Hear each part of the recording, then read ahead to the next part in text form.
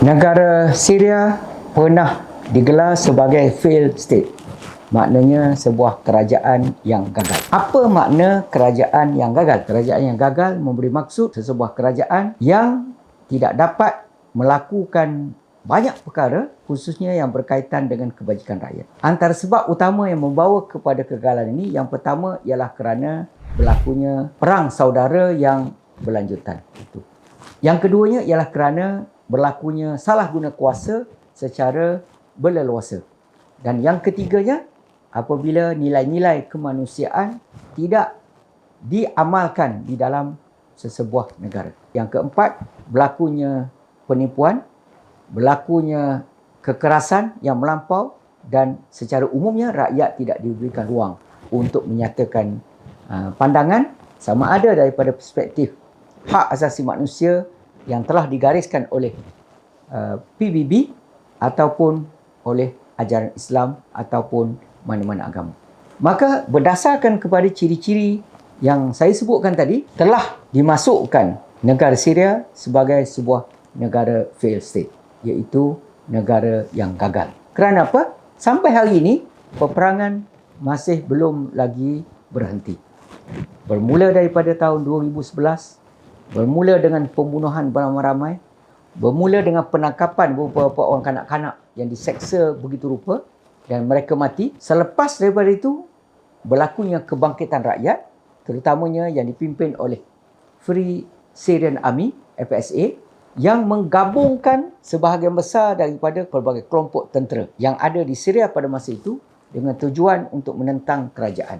Memberitahu kepada dunia bahawa 3 juta rakyat terpaksa keluar daripada Syria semata-mata untuk meneruskan kehidupan mereka, sama ada mereka berada di Jordan ataupun mereka berada di Turki, di Malaysia dan juga tempat-tempat lain. Separuh daripada penduduk di Syria merupakan mereka yang disebut sebagai internally displaced people. Lebih daripada 2 juta di kalangan mereka terbunuh, dan kematian yang ada di dalam masyarakat di Syria, terutamanya mereka yang tidak bersalah, kanak-kanak dan wanita, masih lagi berlaku sehingga ke hari ini.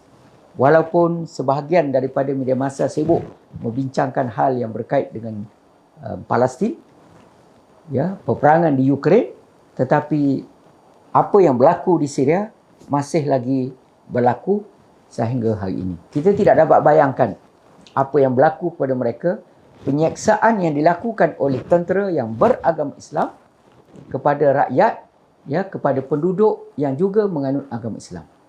Bagaimana strategi yang mereka lakukan untuk membolehkan mereka melakukan pembunuhan secara beramai-ramai? Yang pertama, mereka akan menghantar bom ke tempat-tempat yang menjadi destinasi mereka, satu. Yang kedua, mereka menghantar tentera elit.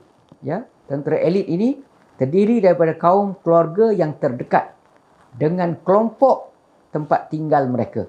Jadi bila mereka masuk ke rumah pakcik mereka, masuk ke rumah sepupu mereka, ke rumah kaum keluarga mereka, mereka kenal dan mereka menyebut nama satu persatu.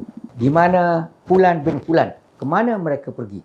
Menunjukkan kepada kita bahawa kejahatan, kezaliman yang dilakukan oleh tentera Syria ini jauh lebih teruk. Penderitaan yang dihadapi oleh masyarakat ini semata-mata kerana mereka tidak mahu kerajaan terus kekal. Tetapi itulah yang berlaku sehinggalah daripada tahun 2011 saya sebut tadi, telah melangkau 13 tahun, nak masuk 14 tahun, keadaan yang sama masih lagi berterusan. Maka kesimpulannya tepat istilah yang digunakan oleh seluruh dunia bahawa Syria adalah sebuah negara yang dikategorikan sebagai failed state ataupun negara yang gagal.